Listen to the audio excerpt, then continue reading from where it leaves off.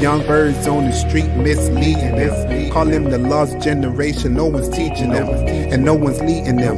And it's just misdirection. War zone, tell them enter at your own discretion. And they say that Jesus wept, so I ain't afraid to cry. But I ain't Jesus, will I rise? I'm afraid to die. And if I said something different, I'm a faithful lie. But she never raised a sucker, I ain't afraid to try. And they say that Jesus wept, so I ain't afraid to cry. But I ain't Jesus, will I rise? I'm afraid. Hello, world. Hello, world. Welcome to the first edition of Street Services. I'm Joey Noble. We are live here in Miami, where we ask the burning question: how do we once again get our spiritual leaders to be at the forefront of our endeavors, whether that be political, financial, or even entrepreneurial?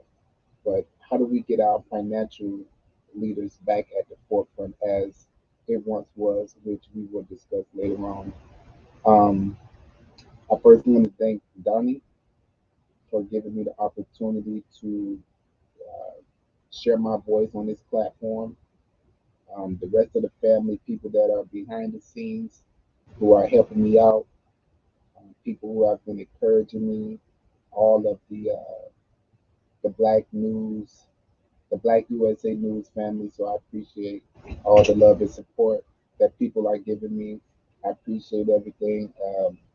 I just want to thank everybody in the community and show my appreciation.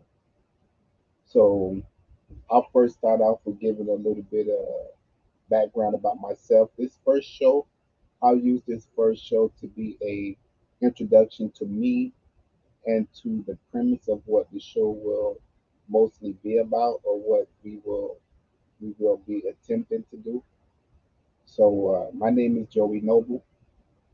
In 2013, I was in a car accident that left me in my current condition, which is a C3 quadriplegic. In layman's term, I'm paralyzed from the neck down. So this happened by me going to my best friend's baby shower. It was about 5:30 in the afternoon, somewhere about there, and he lost control of the car, and we ran into a warehouse. So you know how people say, you living too fast, you better calm down. Life running through you, life hit you like a brick wall. Well, I literally ran into a brick wall. There were five people in the car. Everybody walked away except me. I was in the back seat in the middle, and it goes to show you that life happens unexpectedly. Life happens in a way that nobody can really put their hands on it, but at the end of the day, we have to keep moving. One thing that I can say that has come out of this situation is it has forced me to dig deep into a part of my humanity and a part of myself that I would have never delved into had I not been made set down, right? Um, I was more of the child that was on the go, the class clown, always moving, always, on the move. So I would have never gotten uh, this deep within myself, this deep within my soul, this deep within exactly who I am, had it not been for this situation. So that's one thing that I can say that has come out of this. What's good? What's good? Yeah, we at the crib. What's up to the crib? We at the crib, Trail Five all day. But that has led me to that has led me to really focus on myself, focus on my faith, and focus on exactly what do I want to do. The things that has kept me going was my faith and my endeavors and who I am, where I'm coming from, and where I'm going. something that keeps my mind moving, something that keeps my soul moving, something that keeps me engaged. Otherwise, I would have been gave up a long time ago. And this has led me down two paths with my faith and something that's connected me to the political world, to the community, to the financial system, to the educational system. Just me getting more involved in exactly what's going on around me instead of being so stuck within me. So the premise of this show, let me first start off by saying this would not be another Bible thumping show, right? The foundation of the show will be faith based, more specifically Christianity and the Bible. That's the foundation. But you can look at it as we're building a house. So the house will be built, the interior will be built with different things, with different aspects, with different subject categories. But the foundation will be faith and faith based. Though we will not be doing Bible studies and cramming the word down your throat. That's not our intention. Our intention here is to figure out how do we once again get our spiritual leaders back at the forefront of our endeavors. Once again, we'll get into that later on.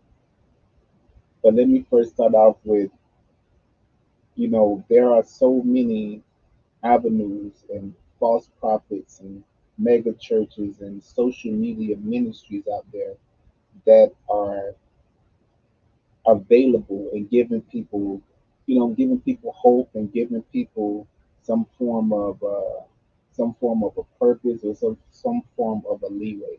They say we're living in the age of anxiety.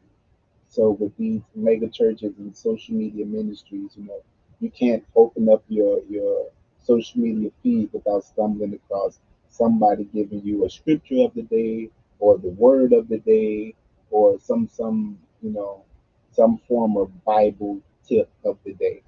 And that's good because, you know, people are paying more attention to their faith. They're not being afraid to profess their faith. Whereas, oh 5, 6 years ago, if you was a Christian, it wasn't cool to be a Christian, But I guess with Kanye West, whether it's sincere or not, we don't know. With the Christian hip hop movement, like artists like Lecrae, with a lot of people professing their Christianity. It's kind of cool to be a Christian. It's not as as being an outcast as it used to be when it comes to being a Christian. But the one thing that I feel like is being uh, led astray is this form of purpose, right? If you want to get 1,000 followers, if you want to, be insta famous, all you have to do is offer people or post something or make a course about purpose. One of the most searched for Google terms is what is my purpose or why am I here? You know, the second highest, the highest selling Christian book other than the Bible is the book by Rick Warren called The Purpose Driven Life. That's the highest selling Christian book other than the Bible. And the Bible is the number one selling book in the world. So if the second book is a Christian book on purpose, that tells you something. If people are constantly searching on Google, what's my purpose? That tell you something. Why am I here? That tells you something. There's a great demand for people trying to figure out what their purpose is. Whether that's, am I here to be an entrepreneur? Am I here to be a teacher? Am I here to be a community developer? Am I here to be a lobbyist? Am I here to fight for black people? Am I here to fight for all people? Am I here to be an architect? What's my purpose? The Bible says, in everything you do it for the glory of God. It doesn't say do X, Y, and Z for the glory of God. It's saying everything you do. So it gives you a broad um, spectrum of purposes and a broad spectrum of things to do. We'll touch on that later too. That there are many people in the Bible that have different professions, different professional jobs, or even layman jobs. But this form of this need to understand our purpose is a very strong urge. And I feel like with the false prophets, there which are many out there, and it has been they have been called out multiple times with the mega churches and with the social media ministries. It's very easy to grab people into that because they're hungry for it. You understand? You tell somebody, "Oh, God told me something over your life. God gave me a message over your life." They would gravitate towards that because that's what they're looking for. They want to find their purpose, and it's easy to deceive them. God, Jesus said, "Many will come in my name." Right? Many will come in my name. Many will come in the name of Christ, but there's only one Christ. So it's very important to be able to discern who's telling you what, who's leading you down the right direction, so that you can find your purpose, right? Because we do need community leaders, we do need lobbyists, we do need activists, we do need community developers, we do need architects, we do need people fighting for civil rights. We need those things, and we need to make sure that you are being led down the right path. So this social media ministry, big business going on is leading a lot of people astray, and that's one of the things that I want to touch on in this show, or with this series of shows. The second thing is the political activists, the teachers, and the financial advisors. That's another huge area that are drawing people in because everybody, this is like the woke area, right? The woke era. Everybody is woke now, right? Everybody is. We woke. We understand what's going on. We have more younger kids paying attention to politics. Stop listening. Sorry about that. We have more younger generation paying attention to politics, paying attention to being financially savvy. We have more younger generation paying attention to exactly what's going on in their communities. We have a greater portion of the younger generation paying attention to who are their leaders and what their leaders are doing. They're actually delving into the background of these people. So this is another area that people are hungry for. And just like in the Christian arena, the key word was what's your purpose? You say that and you want to be a New York Times bestseller, write a book on purpose. Write a book on purpose. Now in the secular world, the key word is generational wealth. We have so many people talking about generational wealth and um, um, you know, 401ks and Roth IRAs and the actual financial system, the Federal Reserve and quantitative easing and stocks and bonds, and we are delving into this arena head first, right? Um, my generation, the government, the Federal Reserve expects the transfer of wealth from my generation to the next generation to be the biggest transfer of wealth ever. That number is $62 trillion. So they expect from my generation to the next generation that we would transfer wealth of a total of $62 trillion. And they're very happy about that because this money that we will accumulate, my generation will accumulate, that is definitely going to help them pay for, say, for instance, all of these stimulus checks that they just wrote, or all this quantitative easing, which is just another word for printing money that they just did, almost over $20 trillion. So this $63 trillion, $62 trillion that they expect us to accumulate and pass down to our kids, they're very happy about that. So generational wealth is a huge topic and a huge mm, keyword, as I said. It's a hot word right now. You put generational wealth in anything, and people are going to gravitate to it. And these are the two areas of my life that has kept me sane, that has kept me engaged with what's going on around me, and that has kept me, motivated to learn more about what's going on. And in both of these categories, we have leaders, we have new leaders that are coming out, bringing swag back. If you were um, going to school or doing your homework back in the day, you were considered a nerd.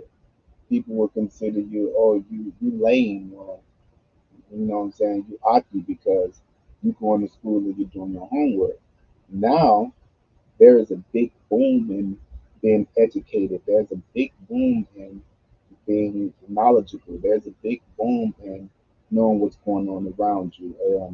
Being financially savvy. It's no longer a problem with somebody saying, "Nah, I don't want to buy that. I don't want to buy Jordans. I'd rather buy a couple of shares of Nike stock." There's nothing wrong with that. And the the bulk the bulk of this can be, I guess, attributed to the swag of the people that are presenting it to us. So the swag of these new um, spiritual leaders like Jackie Hill Perry or Crystal Lee or Michael Todd or you know Sarah Jakes Roberts or like these people, they're bringing swag back to the Christian. Even Kanye West, right, in his own way, they're bringing swag back to Christianity. And then for the nerd stuff, for the learning about accounting and learning about bookkeeping and learning about stocks and bonds and which they would call you a Poindexter. You would be a Poindexter if you engage in stuff like that. Stop listening. Excuse me again. Um, but because of the swag of people like EYL, Earn Your Leisure, or because of the swag of people like Wall Street Trapper, or because of the swag of people advocating for financial freedom, bigger pockets is another one for the real estate industry. They're bringing a lot of swag. They're bringing a lot of newness. They're bringing a lot of young and hipness to these two areas, Christianity and generational wealth. And these have been the two areas that has kept my mind going and kept me thinking. So they got me to trying to figure out, you know, once before, right? Our spiritual leaders were at the forefront of helping you find your purpose, and they were at the forefront of generating generational wealth and protecting and uplifting the next generation. A few examples is you got Buddha. So the story of Buddha, the guy who sits in the I guess sometimes he's fat, sometimes he's skinny, but he sits with his legs crossed and he's meditating. Well, his story was he was a prince, which was the political power of the kingdom, and in his kingdom was palace. He was never allowed to go outside the palace. And anytime someone would get older in the palace, his parents would swap them out so that he would never have to see aging. He would never have to see death. He would never have to see these things. I don't know how that really played out because, of course, he can see himself getting older. He can see the difference of age between him and his parents. He can see the difference of age between him and his servants. But at the end of the day, the story goes they would never expose him to aging and death. So one day he decided to sneak out of the palace. And when he snuck out the palace, he was hit with the rude awakening, the reality of poverty and aging and death and this, that, and the third. So the story is he sat under the tree in his most famous pose, and he did not move until he reached nirvana, which the Hindus or the Buddhists call nirvana, which is a higher conscious of thinking, which we have that today in Kabbalah, and everybody trying to open up their chakras with yoga and trying to open up their third eye. That's basically what he reached, what they call the God conscious. That's what he eventually strived to get to, and that's where he eventually ended up. So a lot of Buddhists, when you see them meditating, that's what they're trying to do. They're trying to reach that God conscious. But he was a prince, a political leader who saw the hurt and the stresses of regular people and said, I need to do something about this. I need to learn about it. So he tried to understand it. Gandhi is another one. Now, Gandhi is an actual Hindu.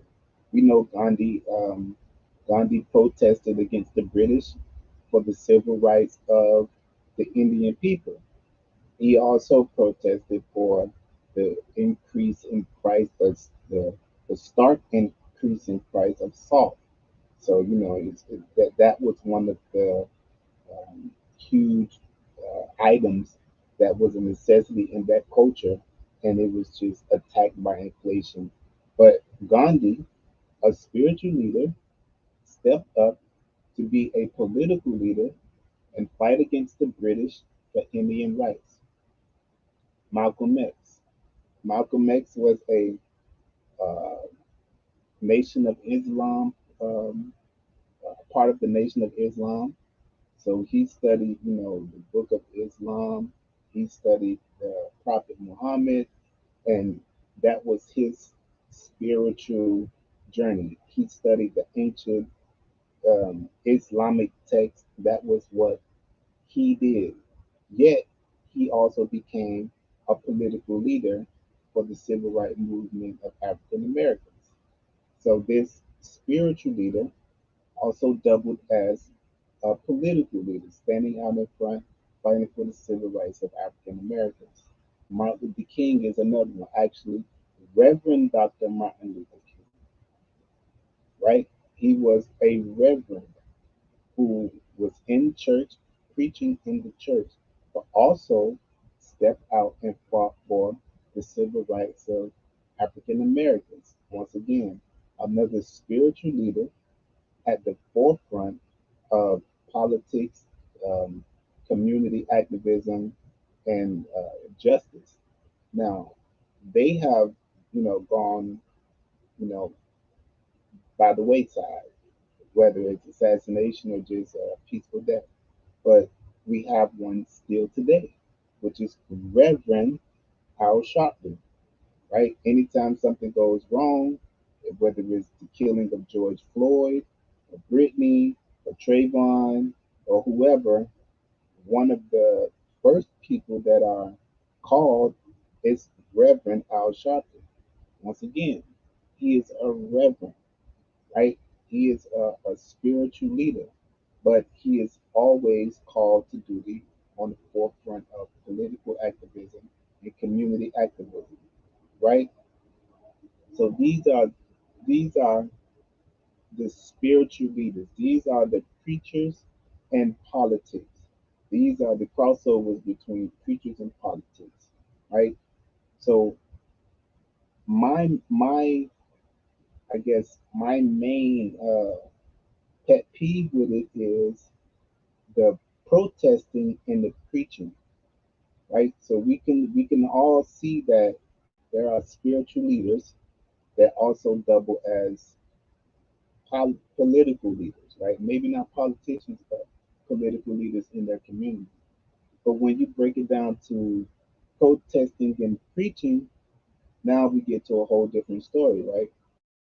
Because we listen to and hold on to every word that they say when they're protesting, right? Dr. Martin Luther King Jr., Reverend Dr. Martin Luther King Jr., led and captured the hearts, the minds, and the souls and the bodies of 1 million people. Those 1 million people stood still to listen to him. They climbed trees to listen to him. They rode buses to listen to him. They walked many, many, many miles to listen to him protest. They, those people were, they were on top of each other trying to get to the Million Man March to listen to what this man was saying as he protested. Now, my question is, how many of those people would go to a Dr. Martin Luther King sermon? Has Dr. Martin Luther King ever preached to a million people? Has those same million people who were climbing trees and catching buses and walking, were those same million people in the church with him? Were they climbing on top of each other in the pews? In the pews, I'm sorry. Were they hanging on the window sills? Were they climbing on top of the roof to hear one of his sermons? Were they packed? Was the church's gym packed with millions of people to hear one of his sermons? Reverend Al Sharpton, he get on the radio every day. He's on the front line every day when it comes to injustice in the black community. Now, people are holding on to every word that Reverend Al Sharpton says when he's talking about civil rights, when he's talking about the rights of people, when he's talking about the rights of just human rights, period. They are there. We are nodding. We are clapping. We are amening. We are down with what he's saying at every step of what he's saying. But how many of those people are attending, if he has one, a Reverend Al Sharpton church service? Are we holding on to the preachings of these men as we are holding on to the protesting of these men? You know, one thing to not forget is that these men and women too. I mean, I don't want to leave out the women, but these men's first priority was not protesting. These men's first priority was not human rights and protesting and standing and fighting.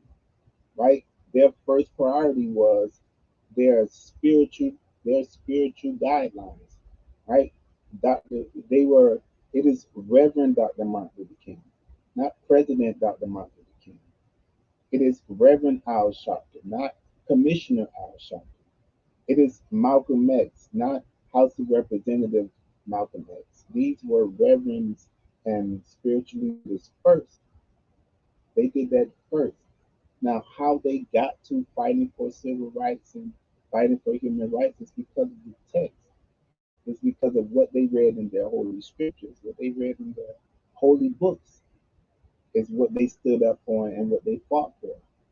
So we can't hold on to the outcomes of the studies and the dedication these men held on to in their spiritual journey.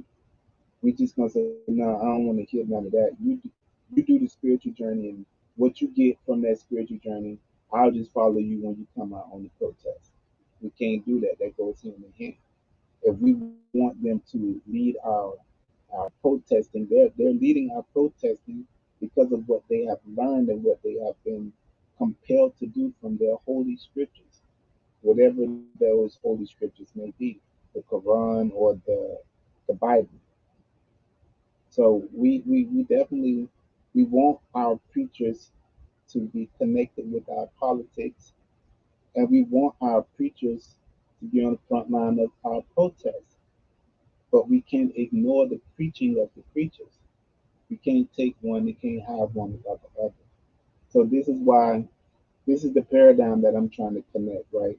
So I want to understand, you know, if I'm when I'm interviewing people or when I have people on the show, I want to know how is their spiritual journey or a lack thereof contributing or not contributing to their entrepreneurship journey.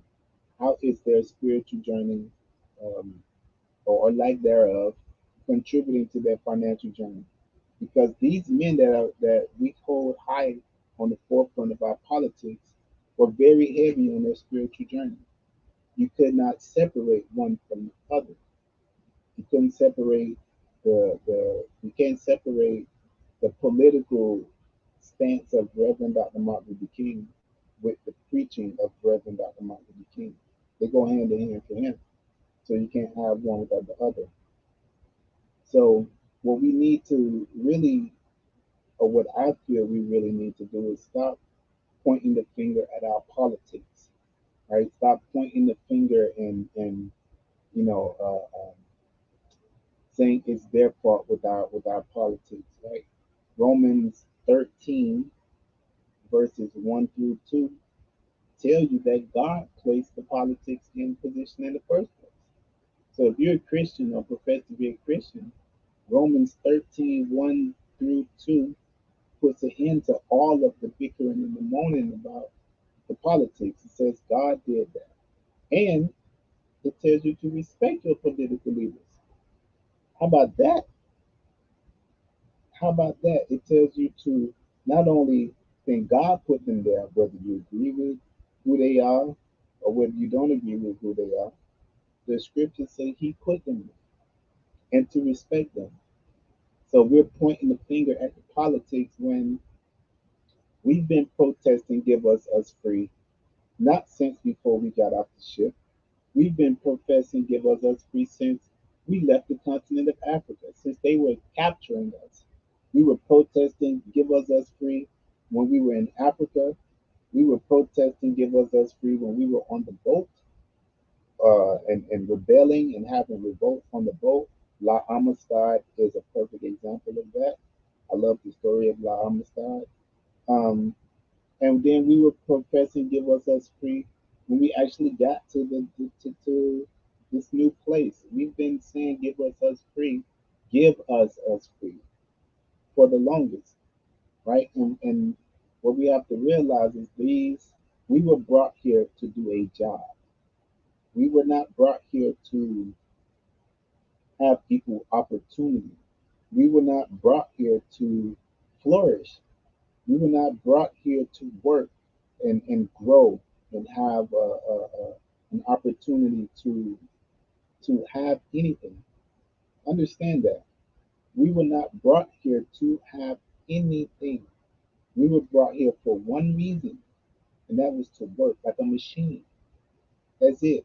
Your car doesn't have any purpose but to get you from point A to point B. You can paint it, you can put rims on it, you can put a nice engine in it, you can put a stereo system in it.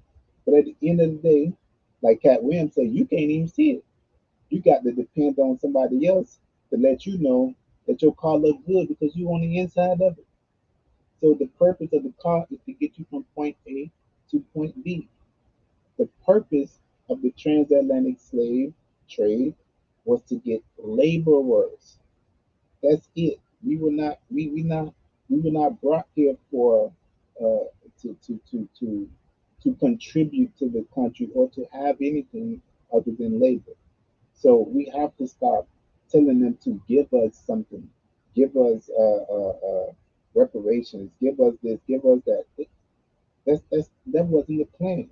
A prime example of this is the three-fifths compromise.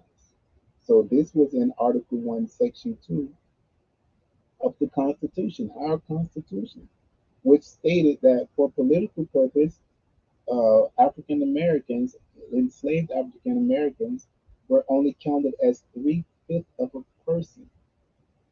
That was in the Constitution. So we always run to the Constitution and the Declaration of Independence to show what a great nation this is. Well, who Declaration of Independence? Who was declaring their independence? Were the African slaves included in that Declaration of Independence? No, because of the 53 people that signed the Declaration of Independence, at least 25 of them were slave owners. At least 25 of them were slave owners. Now, they could have easily wiped the slate clean and said, okay, we inherited slavery from British, so we're going to have This gonna really be the land of the free. That wasn't the case. So in order for and the Three-Fifth Compromise came about because the South, as we know, had more slaves than the North. So when the Constitution and the Declaration was made, we had two branches of government. We had the House of Representatives and we had the Senate. Now the Senate is equal opportunity. It's maybe I think it's 2 seats per state. But the House of Representatives are you get more seats with the more people, the more population. The more population you have, the more representation you have in the House of Representatives. So the slave owners in the South, they wanted their slaves to be counted as people, to be able to vote, to be counted. And the people in the North were like, no, because we don't have any slaves. So if we count your slaves, then you're going to dominate the House of Representatives. The House of Representatives will be filled with people from the South. So they came up with a three-fifth compromise that said, okay, well, your enslaved African Americans will be worth three-fifths a person, right? So now that has that this three-fifth compromise have since been done away with. But do you think? Look around you. Look at the condition of melanated people, right? Look at the condition of melanated people. Excuse me. Um, it is stated that by 2053, the annual net worth of black people will be zero.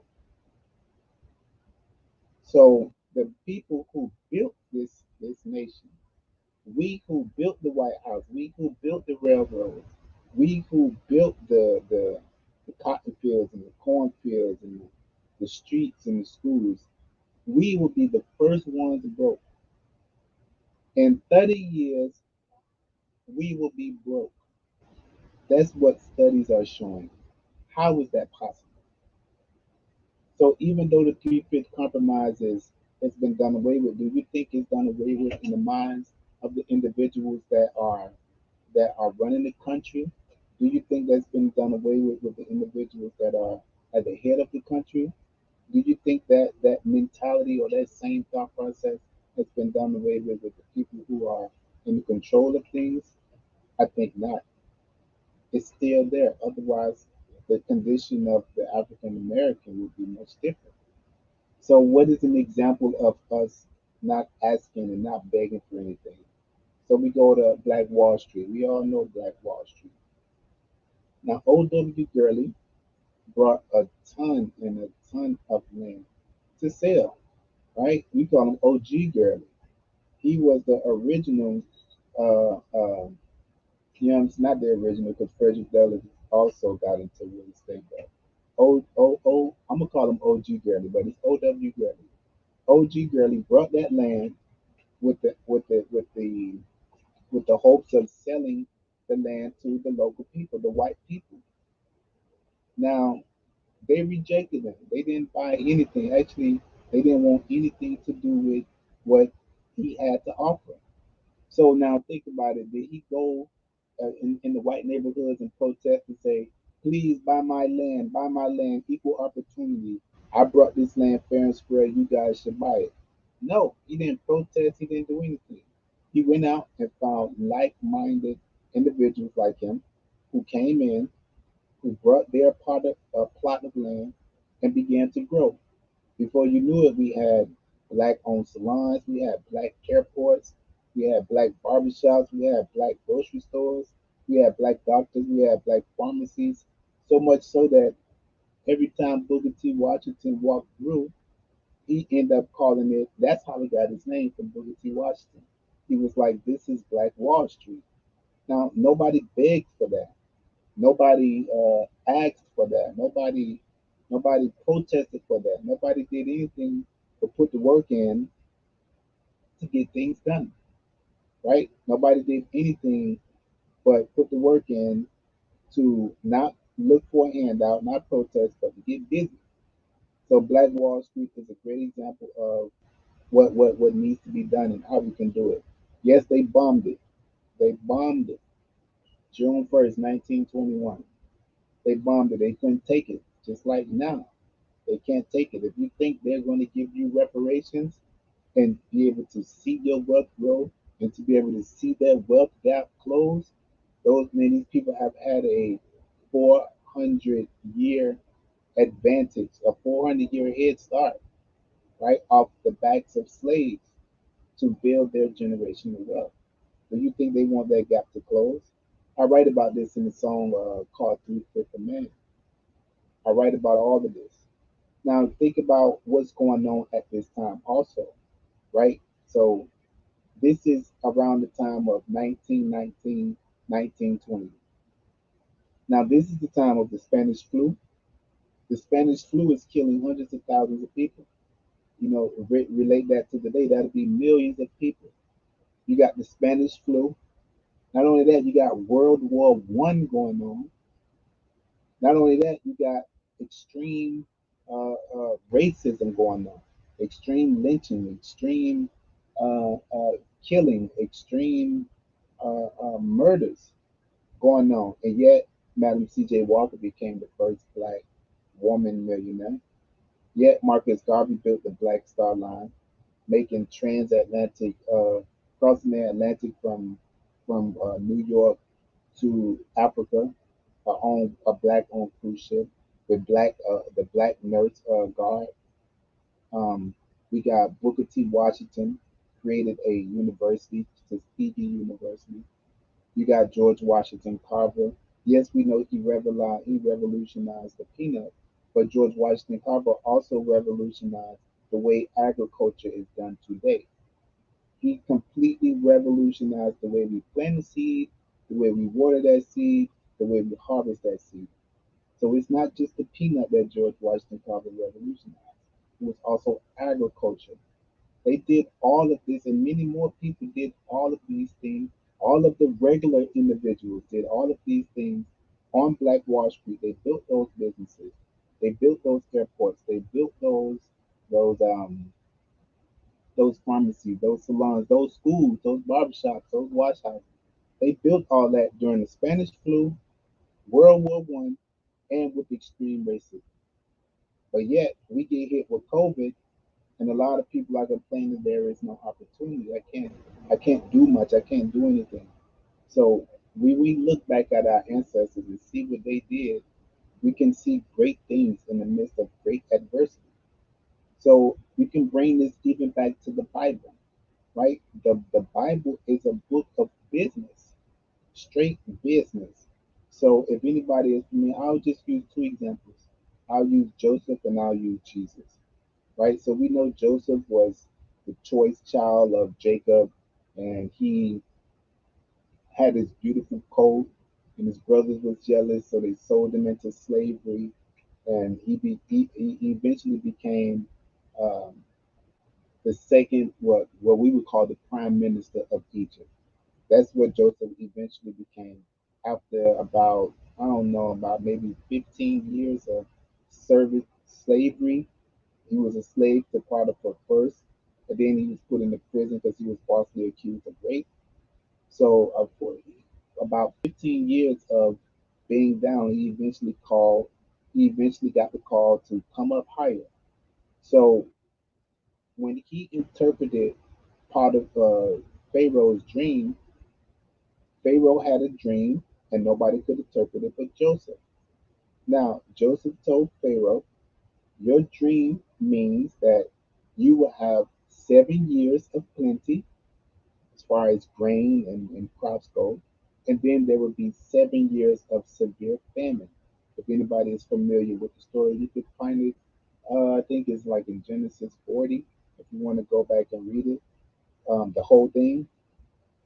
So he told Pharaoh that you need to save some of the grain in the years of plenty, so that in the years of famine you will have extra. Now, if we translate that into today's term, we have the stock market. We have stocks, we have bonds, we have options trading, we have penny stocks, we have mutual funds, we have ETFs, we have index funds, and on and on and on and on and on. but we also have this thing called futures. Now, futures is where I can say, okay, I think a baby boom is coming down the line. So let me buy. I see Gerber stock is pretty low right now, but I know in 20 years Gerber will be huge. So let me buy a ton of Gerber now.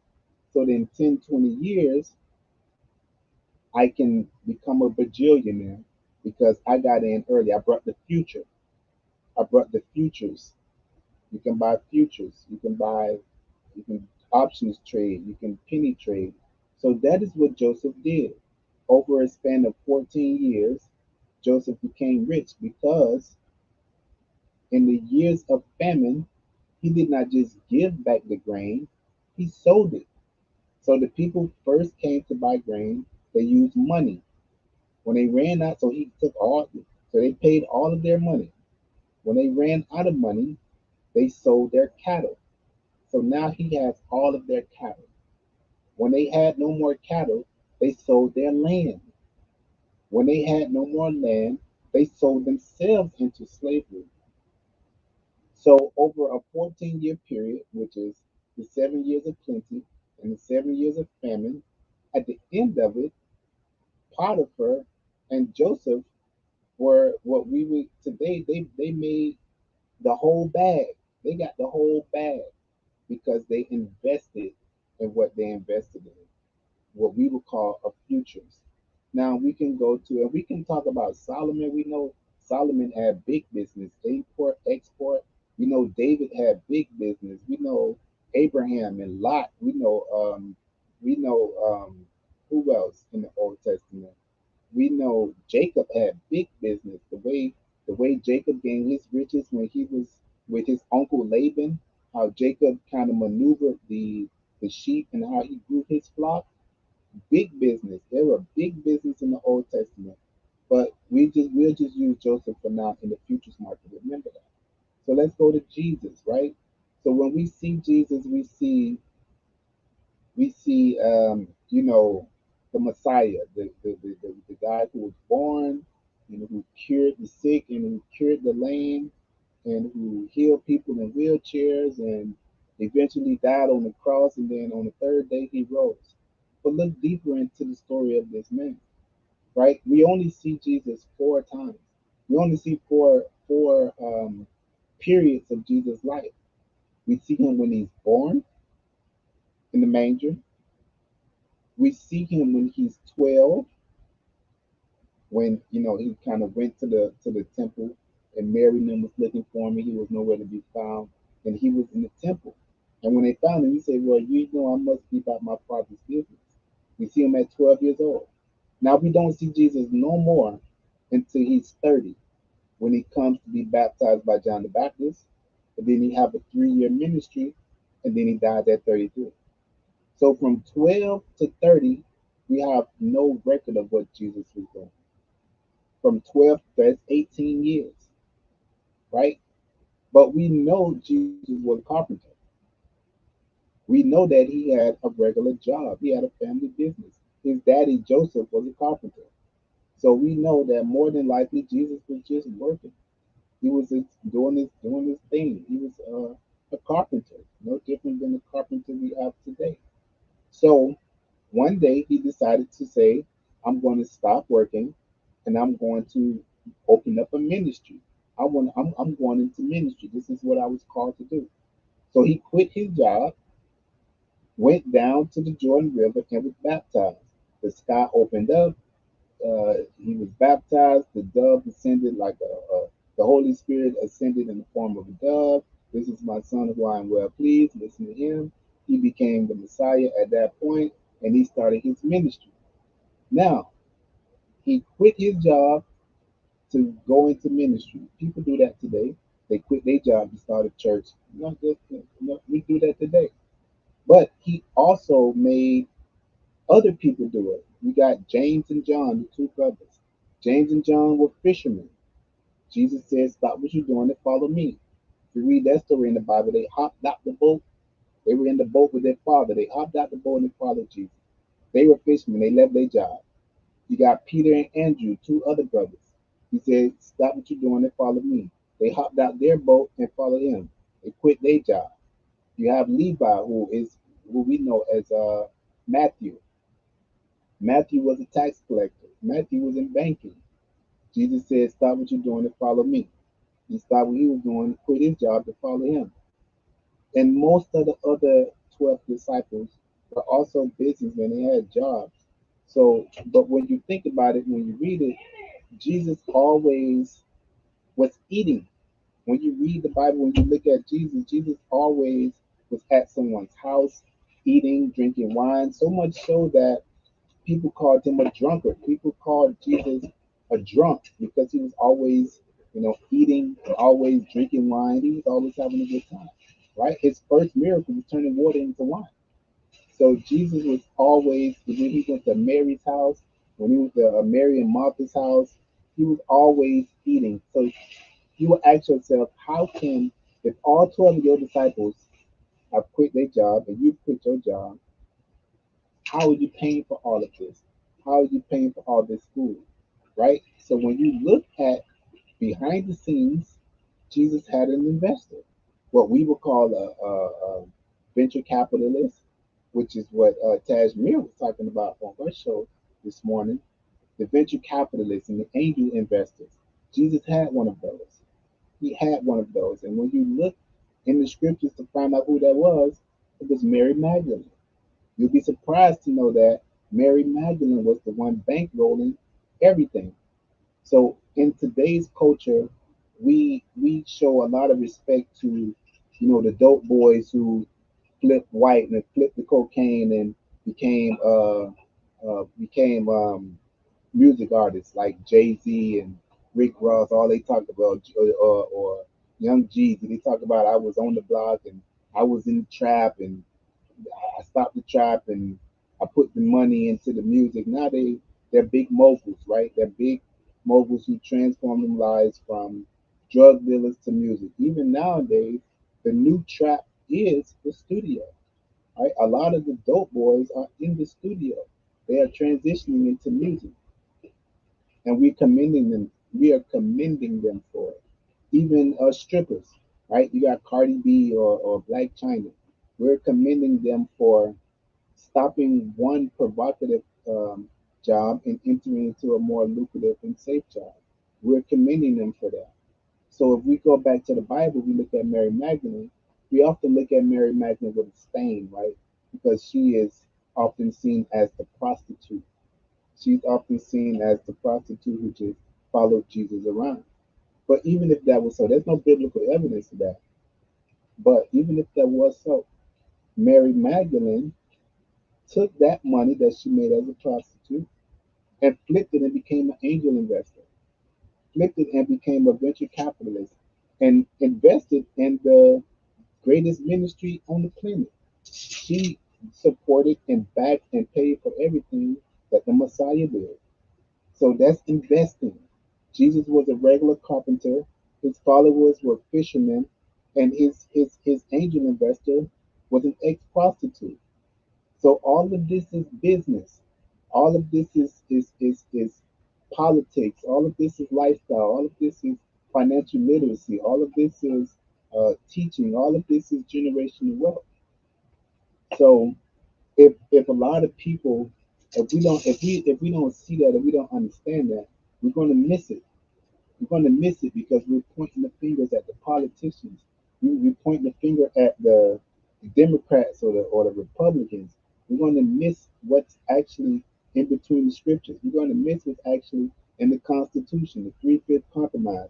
We're going to miss what was actually accomplished during Black Wall Street. We know Black Wall Street, but do we know that all of that was done during the Spanish flu, during World War One, and during all the hate of racism?